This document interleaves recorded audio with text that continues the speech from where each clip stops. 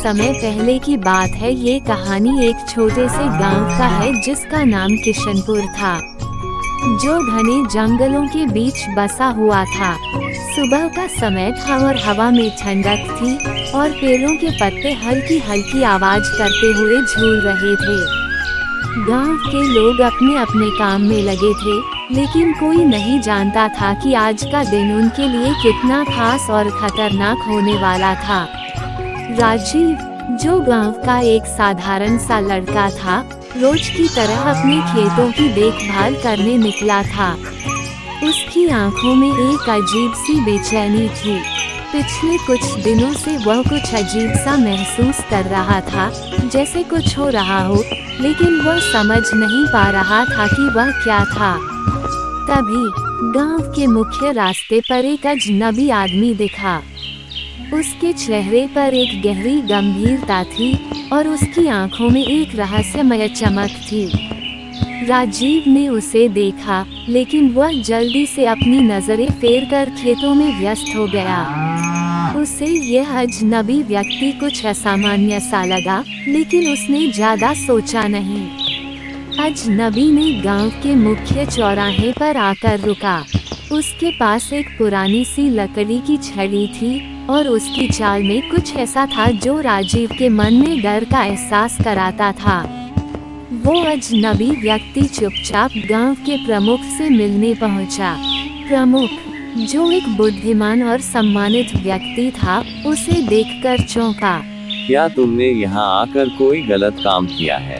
प्रमुख ने घबराते हुए पूछा। नहीं, मैं तो सिर्फ अपनी मंजिल की तलाश में यहाँ आया हूँ।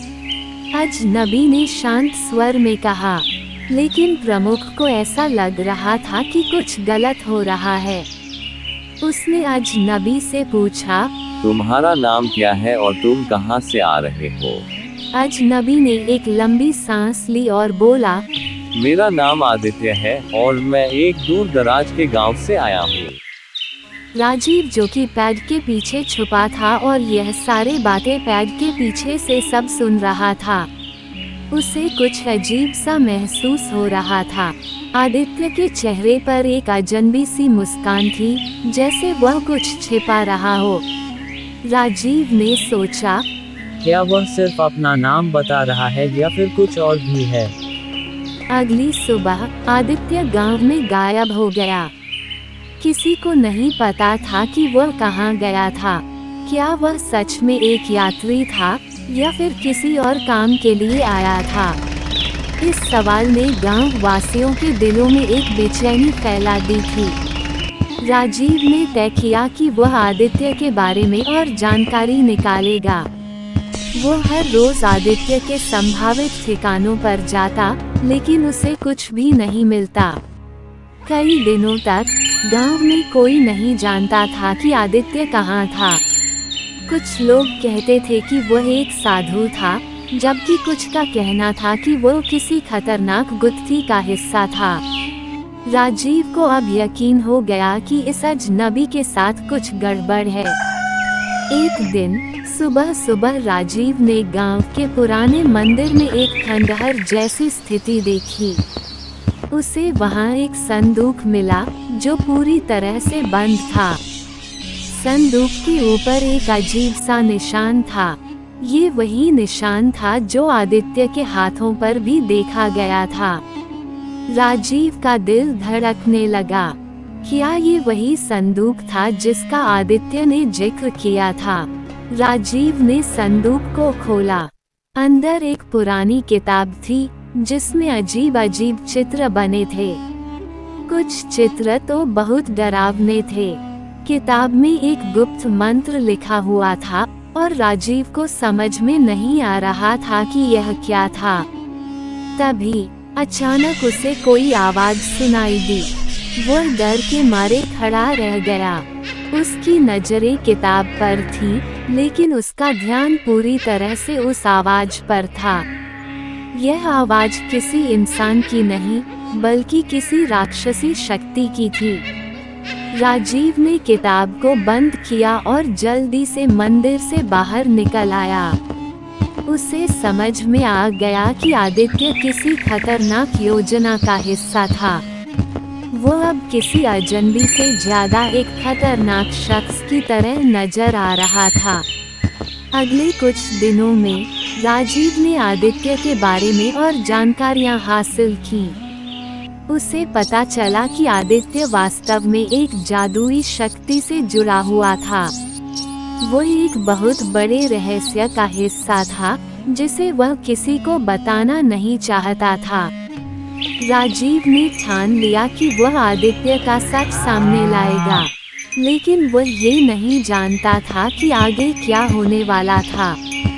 एक दिन जब राजीव गांव के बाहर जा रहा था, उसने आदित्य को देखा, लेकिन इस बार वह पहले जैसा नहीं था। उसकी आंखों में एक अजीब सी चमक थी और उसका चेहरा अजीब तरीके से विकृत हो चुका था। आदित्य ने राजीव से कहा, तुमने मेरी किताब पढ़े हो ना?